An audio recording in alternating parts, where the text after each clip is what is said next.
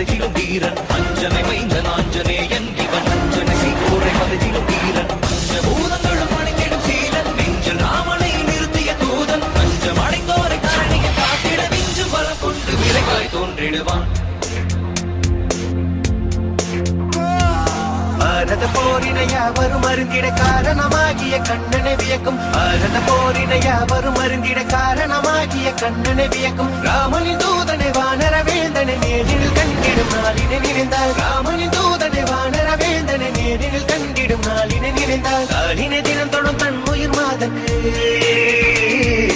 காலினை தினம் தொடும் தன் உயிர் மாதக்கு வானர கருதனை வார்த்தையில் விளக்கிய கிருஷ்ணா கிருஷ்ணா